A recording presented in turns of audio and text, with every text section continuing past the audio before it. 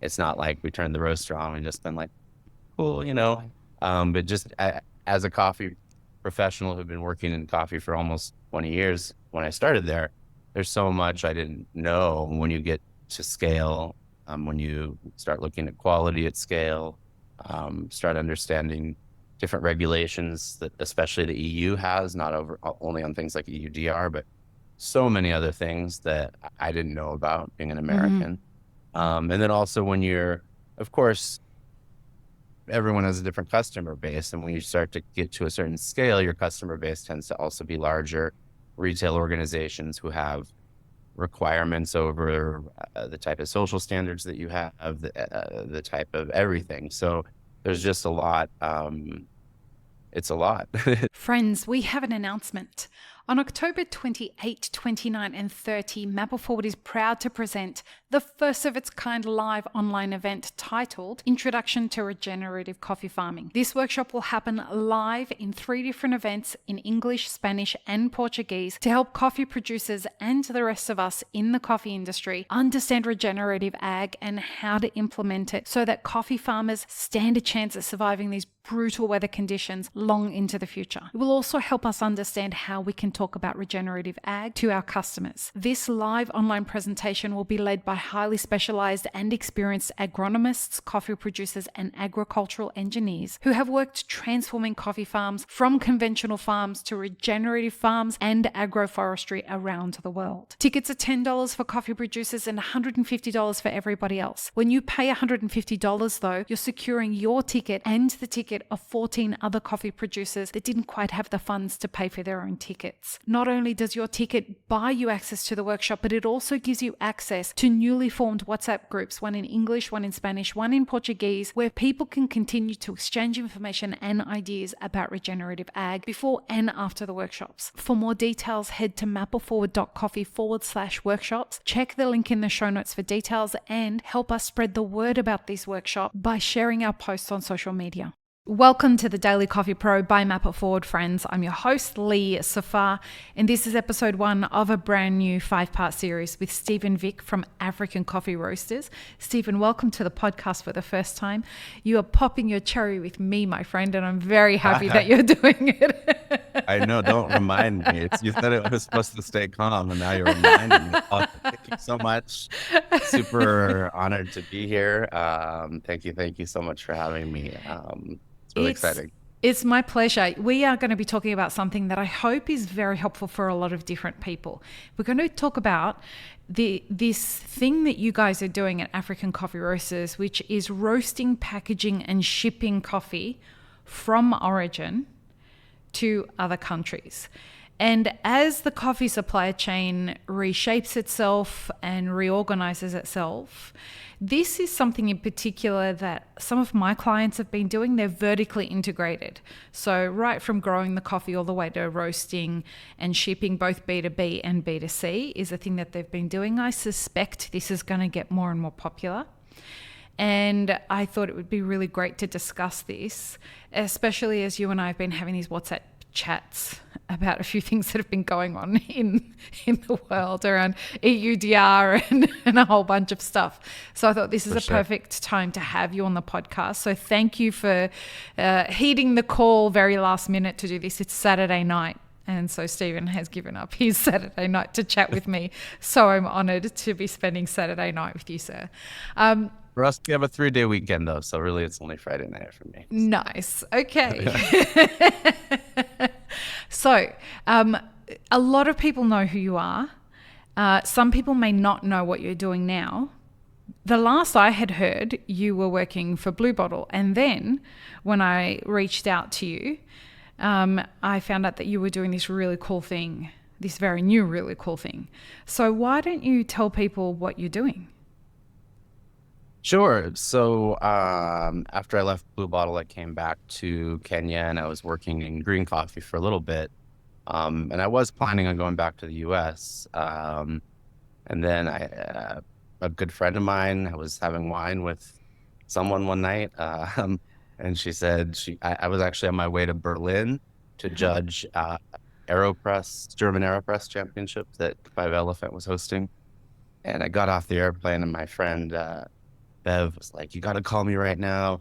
These Danish guys are importing coffee roasting machines from California, 2 of them to Kenya." And I was like, okay, it sounds interesting. I was like, I doubt they're bringing in coffee roasting machines from California because there's only one kind of coffee roasting machine that's made in California. That's very expensive. Yeah.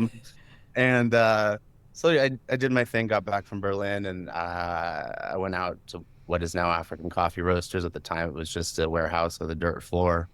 Um, and the idea was we're going to roast coffee here at Origin. We're bringing in 270-kilo loorings. We're going to export to Europe. I was like, wow, this is a lot. So I ended up joining it at first as in a temporary sort of consultancy role. And eventually I stayed on full time, and now it's the longest job I've ever actually had in the industry.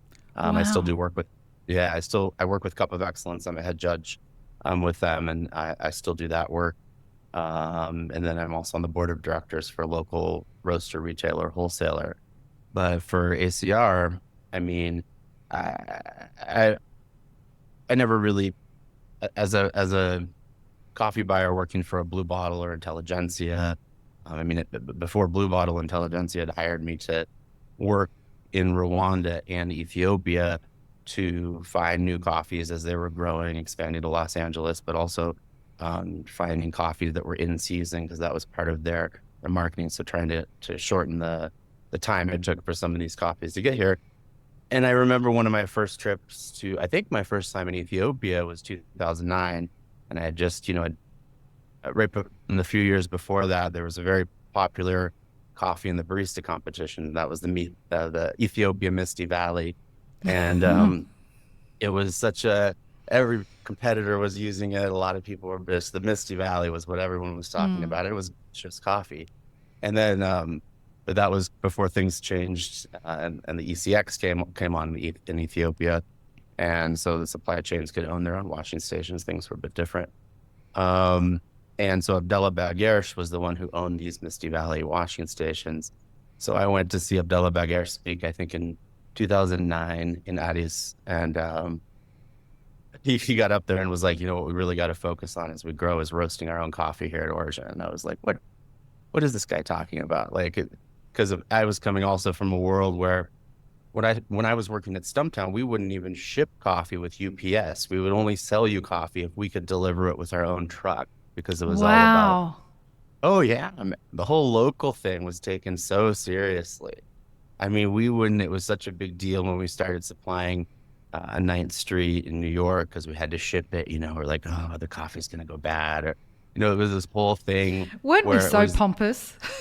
I know, it's so We were ridiculous. so pompous. No, but literally, I don't think it was until New York, probably 2000, I don't know, probably 6 or 7, that we started shipping coffee at Stumptown. Before, the policy was, if we can't drive it to you, we won't sell it to you. So Wow. it was, the whole thing was about local. So in my brain, I'm like, oh, come on, roasting at Origin, the coffee quality is going to be terrible. You know this, you know that. Like, what kind of pipe dream is this, Begesh? But of course, not looking at the big picture, not learning until later on that whether we like it or not, the coffee industry as it is a neo-colonial industry. I mean, it's when you look at international development, paradigms, like maybe that's the wrong word. It's neo-colonial. We're asking these people to grow this thing that we need to these certain specifications and to do it in this way. And the reality is that there's a famous 2018 coffee barometer infographic that there's $200 billion of retail value in coffee, and only 10% reaches origin.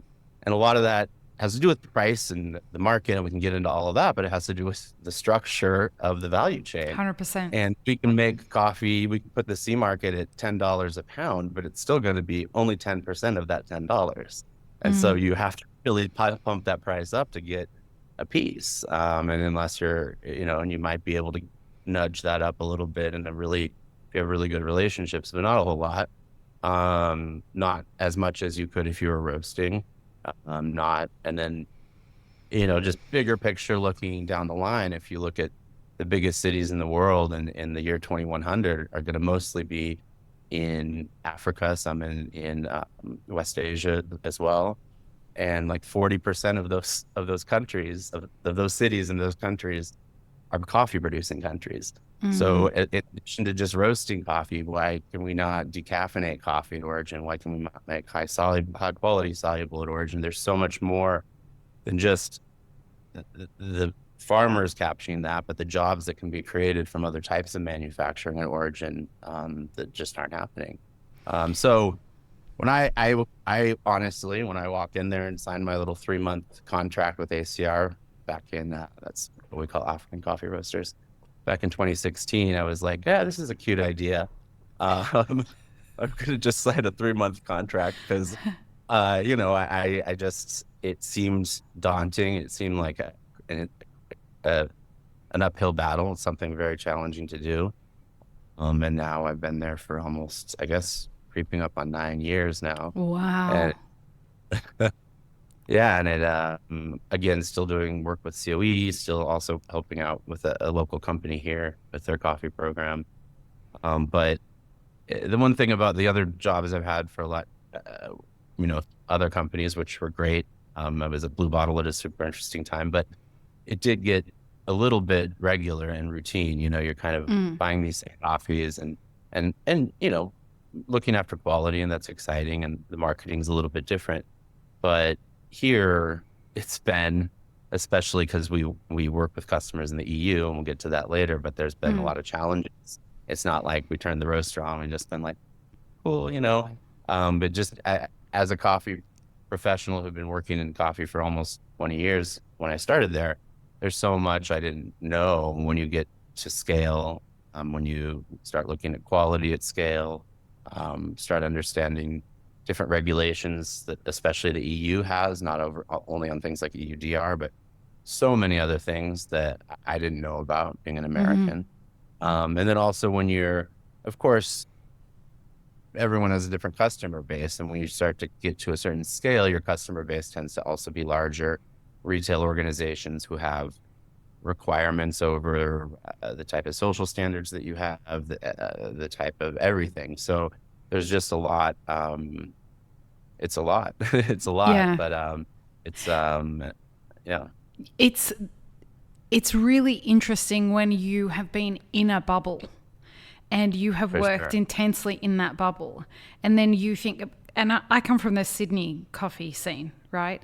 That was back in its day. It was quite the bubble, right? We had a very inflated sense of ourselves, and we thought that we were the mecca of coffee, and everybody at one point in time, everyone was coming to Australia to visit Sydney and Melbourne for coffee, and then I went to America when I was on tour for the Twilight the Twilight tour music. I was in the music industry connected to Twilight, blah blah blah. Anyway, I went on tour there, and I happened to Getting on that, talk about that off this.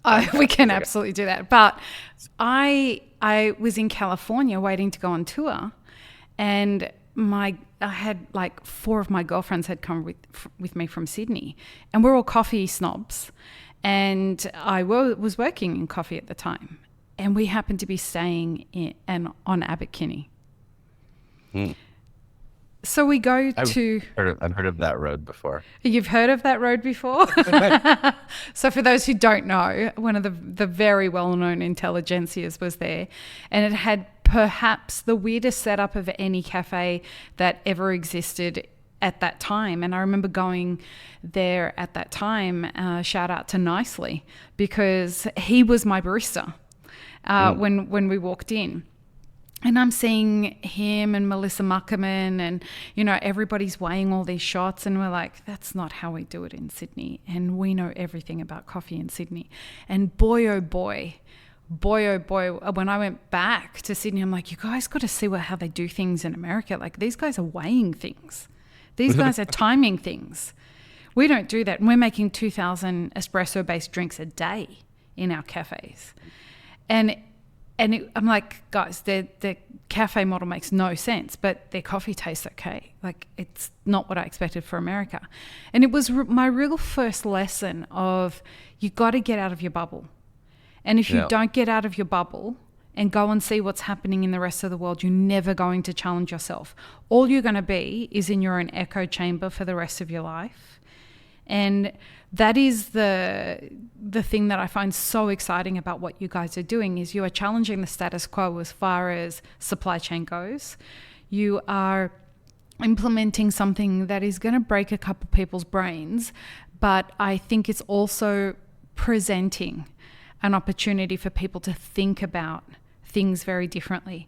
And for me, that time that I went to Abbot Kinney, I was like, this is creating some cognitive dissonance in me.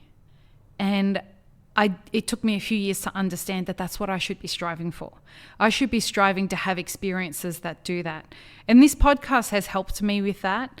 But I still see it far too much in our industry that we don't lean into that. We look at something that challenges the status quo and we immediately eliminate it as a possibility. And I hope that people look at this conversation and this series that we're going to be having and see it as a way that could formulate a solution to some issues that or some challenges that different origin countries are having as they adapt to things like, what's business models and reduced revenue and reduced profit margins and things like this. This should be a series that you listen to if you're looking for different opportunities to adapt and pivot your business model. And so, go ahead, Stephen, please. No, please. Well, I was just like living. The just thing I also wanted to touch on is it was interesting last year at SCA. I was at the RICO and I was there for the introduction of the new value assessment tool, and I think which is the new cupping form. But I think it was interesting that it's almost like they went through that document and did a find and replace from quality to value. And it's funny because a lot of people, when they ask if we roast, or when I say we're a roastery, they say, oh, do you also package? And, if we really want to look at this whole pie and this 10%, you can't just look at the roasting. You have to look at all the other pieces of it. And I think sometimes you're right. We live in this bubble. We import our bags from China. We don't think about it. We throw our coffee in there, but that's also a part of it. I think 6% of the coffee package is the packaging material itself. Right. Roughly, depending on how much material you have, that's on the small side. Well, where's that made? 90% of our packaging material is made in Kenya. The valve we have to import from Europe. I think this year we'll probably spend $1 million just in packaging material, and that all goes into the economy. So, you can't just roast a coffee and say, here's coffee. You have to put it in a bag. So the idea of value is, of course, the quality of the coffee is a big part of it, but also how that coffee is arriving to the consumer. All of that has value as well. And where is that value going? Right. And on the coffee value assessment form, I have a complicated relationship with this coffee value assessment form happening at this time in the history of our industry. Because with all of the things that are going on, that it should be the thing that the SCA is talking about is really breaking my brain. Of all of the things that are going on in the industry at the moment, that this should be the thing that the SCA thinks is the most appropriate thing to put in front of coffee producers and business owners at a time where everyone is struggling so much, makes no fucking sense to me. And when I speak to producers and I say to them, how do you feel about this coffee value assessment form? They're like, we're not paying attention to it. We don't care. Yeah, I agree. I think it was a long time in the making, and the timing is just not good too, That's unfortunate, because I know this has started since, UC Davis, for a long time. They've been, I was at the very first sensory summit where they were like, yeah, the current cupping form is pretty whack. So we're, and that was back in like I don't remember now, but 2015, 14. So I know it's been under development for a long time. So yeah, the timing is unfortunate because Yeah, I'm sure they didn't want to just sit on it. Yeah. That was very diplomatic of you, so well done. But what I will say that is helpful is what we're going to talk about in this series. Now, before we wrap up this particular episode, give us a rundown, because you guys roast, package, and ship from ACR. Yeah.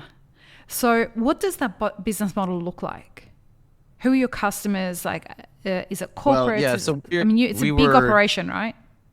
yeah, fairly big. I mean, not, how coffee is. We're Right. still small, but small, big, But you small. do Uh, massive volumes. yeah, we roast somewhere between 6 and 9 tons a day generally. So we Yeah. have two 70 kilo loarings, and on a busy day, we'll do about 144 batches day and night on the two. Wow. So usually 65 kilos we do on ours. Higher elevation, we have a little bit less oxygen around, so we put less stress on them. We're 1650 meters where our Okay. roaster is. So yeah, our parent company is called Co-op Denmark, and Co-op Denmark has about 1,000 grocery stores in Denmark. They are a consumer cooperative.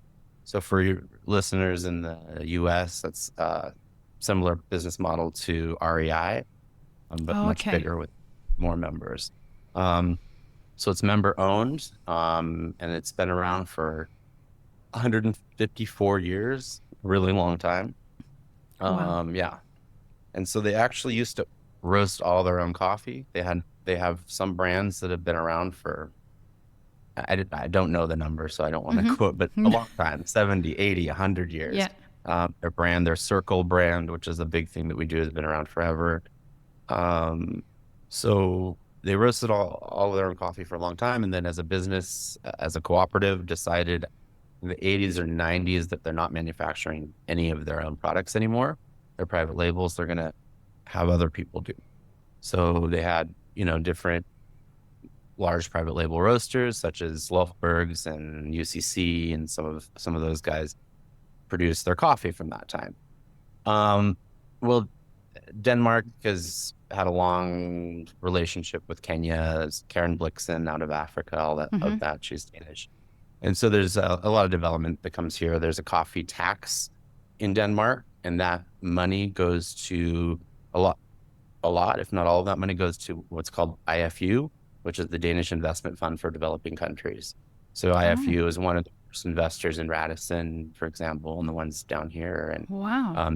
they do business development.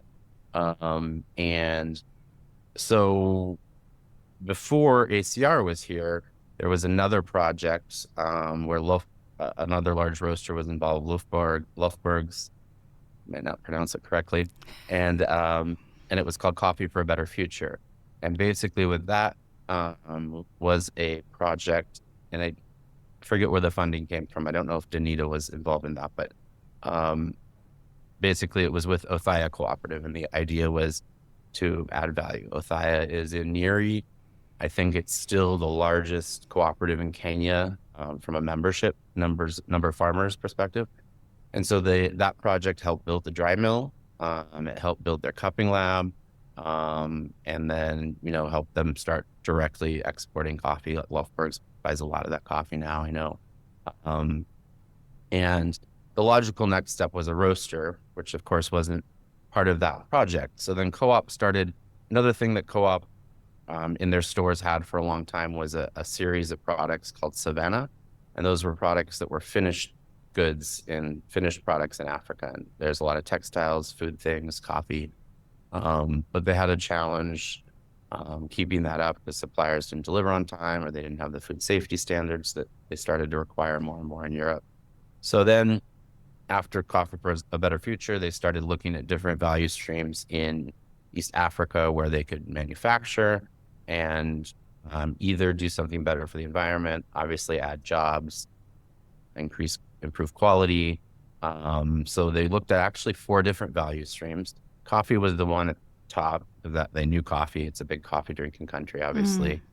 They had so many of their own brands already, they could then roast there. The other 3 that were looked at under a feasibility study were bean to bar chocolate, guacamole, and Tetra Pak's it turns out if you go to Denmark, if you go to a grocery store in Denmark and you buy a can of guacamole off the shelf, the highest percentage of avocado content in the best brand is around 9%. No. About that. I lived in California for so long, so that sounds absolutely ridiculous to me. Yeah. In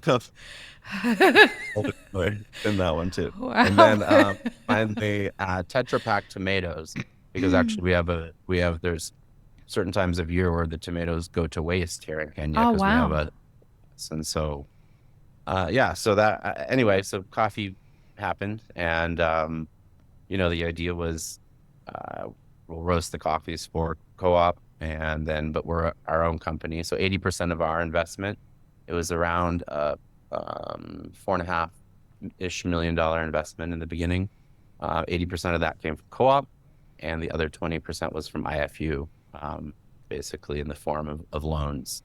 And then this, of course, we didn't really know how things would evolve, and because we roast predominantly organic and rainforest coffee, and a lot of different flavor blends and such. So a lot of coffee we buy comes from Uganda, DR Congo as well. Okay. So a lot from the region, and even from Latin America as well. We do buy some coffees. So you guys are importers as well as exporters of roasted coffee? Yes. So the other thing is we are in what's called an export processing zone. So we are in basically a sort of, from a customs perspective, a no man's land. So anything we bring in, as long as it's going back out, we don't pay VAT, we don't pay duties. Like a free zone. It's a free zone, yeah. Right.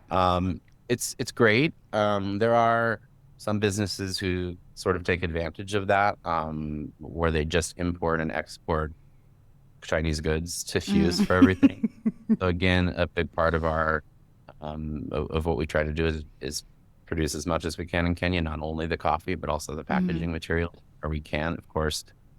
There's no one producing really good preformed flat bottom pouches, so those we still have to import from elsewhere. But most everything else. So yeah, we're in a free zone, so that does make things easier. Our coffees are unsealed at our premises with our own customs officer. They're sealed and inspected, and they don't get opened again before going to the port. So being in that zone, especially when you have something like coffee, we'll get to the challenges later, I know, where the biggest challenge is the quality. That is the biggest challenge, is maintaining the quality when it goes into a container and onto an ocean and isn't on the shelf for the customer for 3 months. So it does help to make sure that customs and logistics are really efficient. We're in that export zone, and we've grown now to last year I think we roasted 1,600 tons. Co-op is still 70% of our customer base, but they now, during COVID, they consolidated some of their stores, they reduced some stores, changed some branding, so that we're not selling quite as much as we had been. So a big part of our strategy right now is finding new customers. So there's another similar model in Finland called SOK, and we also sell coffee to them. Quite a few products in Finland and in a lot of places in Europe, Northern Europe, all over really. The vacuum bricks of coffee are super popular, so pre-ground bricks.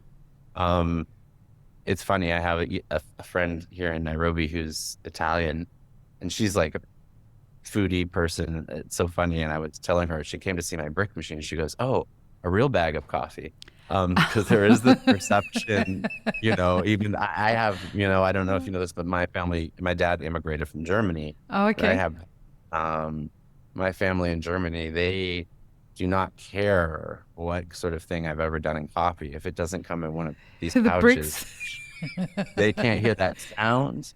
It's not a real bag of coffee. So isn't that wild? Yeah. Coffee is such